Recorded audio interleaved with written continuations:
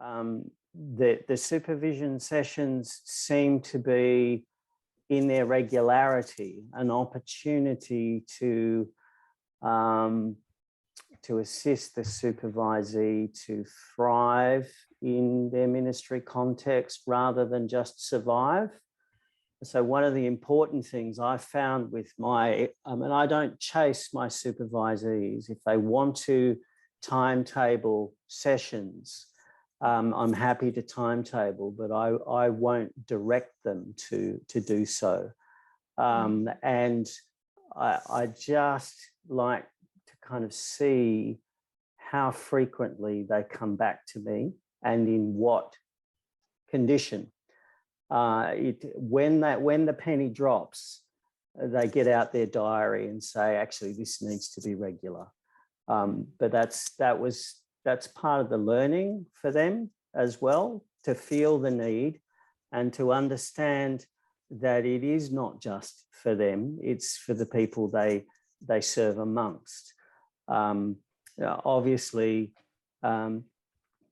a boundaried and regular and disciplined reflective space where there's co-creation. It's a two-way street. It's not one-way traffic.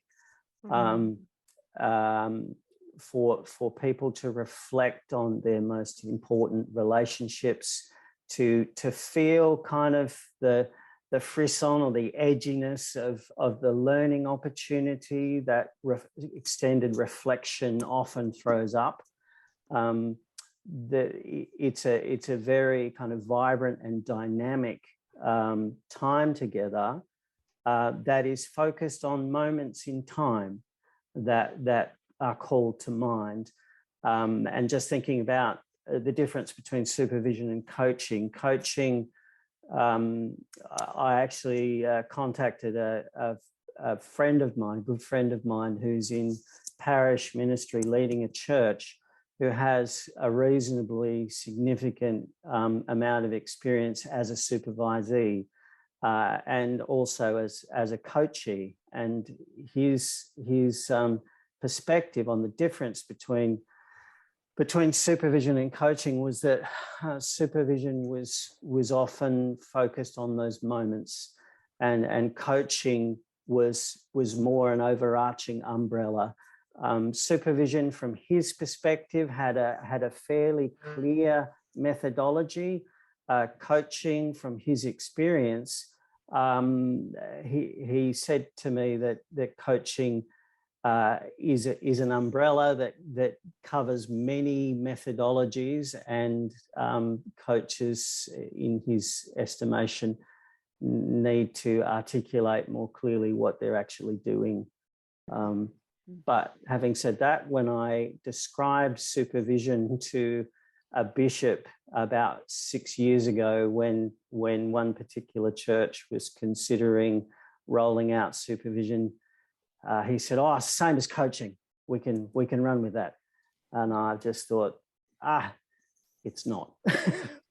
Yeah, so I'm interested, of the other panelists, we very frequently get the question, I've already got a mentor, I've already got a coach, I'm a very busy minister.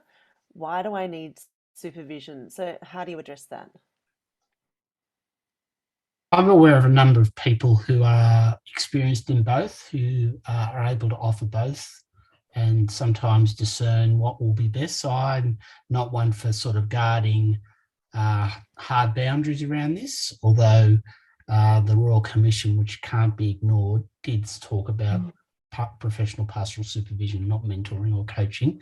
So I've got to be a little bit careful about this. But one friend who is experienced in both has come up with a nice little sort of formula for the way he describes it. He says, if you watched a video session of me working with someone and I asked you, was that a supervision session or a coaching session?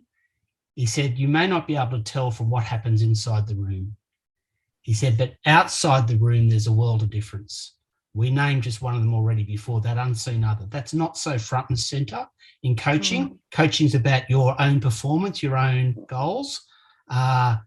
Implicitly, that affects other people, right? But in supervision, we have this language to talk about these unseen others.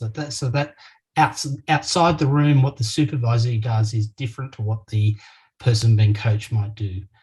In terms of a whole lot of boring stuff, but again, given the harm that's been done to vulnerable people by churches, by people like you and me, there's a whole lot of infrastructure around supervision, registration, insurance, professional development.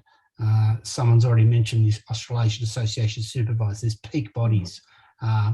That's all outside the room, may not actually make a lot of difference to what you see someone doing for an hour, but in terms of being part of the support for the thriving of not just the supervisee, but those who are receiving the ministry, they all come into play.